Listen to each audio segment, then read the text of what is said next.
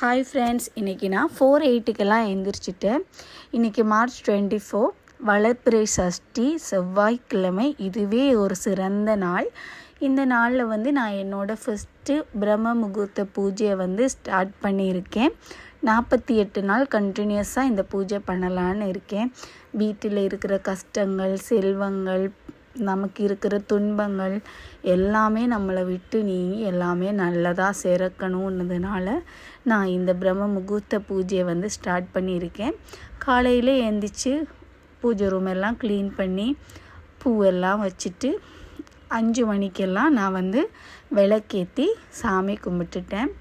எப்போவுமே அந்த பிரம்ம முகூர்த்த பூஜைன்னது 4 மணிலேருந்து 6 மணி வரை சொல்லுவாங்க. நான் எனக்கு தெரிஞ்ச மாதிரி நான் அந்த பூஜையை செஞ்சிட்டேன். உங்கள் யாருக்காவது பிரம்ம முகூர்த்த பூஜையை நீங்கள் இப்படி பண்ணுங்க, அப்படி பண்ணினா அது இன்னுமே விசேஷம் அப்படின்னு யாருக்காவது இருந்துச்சுன்னா எனக்கு அதை கமெண்டில் ஷேர் பண்ணுங்கள். நான் கண்டிப்பாக அதை அடுத்த பூஜையில் நான் ஃபாலோ பண்ணிக்கிறேன். எனக்கு தெரிஞ்ச மாதிரி சாமிக்கு விளக்கேற்றி சாமி கும்பிட்டு ஒரு நெய்வேத்தியமாக ஒரு வெத்தலை, பாக்கு, பழம் வச்சு சாமி கும்பிட்டேன். என்னால் காலையில் எழுந்திரிச்சு எதுவுமே செய்ய முடியல, நான் ப்ரெக்னெண்ட்டாக இருக்கிறதுனால. ஸோ சிம்பிளாகவே நான் 48 நாளும் பூஜை சாமி கும்பிட்டுடலாம், லாஸ்ட் டே அன்னைக்கு பொங்கல் செஞ்சு சாமி கும்பிடலாம் அப்படின்னு ஒரு ஐடியாவில் இருக்கேன்.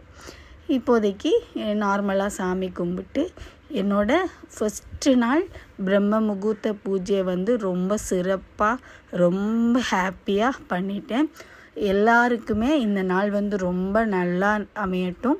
எல்லாருமே எப்போவுமே பாசிட்டிவாக இருங்க. நாம் எவ்வளோ தூரத்துக்கு பாசிட்டிவாக இருக்கமோ அவ்வளோ தூரத்துக்கு நமக்கு எல்லாமே நல்லதாக நடக்கும். ஸோ நாமளும் நல்லது நினைப்போம், மற்றவங்களுக்கும் நல்லது நடக்கணும்னு நினைப்போம். ஓம் முருகா போற்றி போற்றி போற்றி.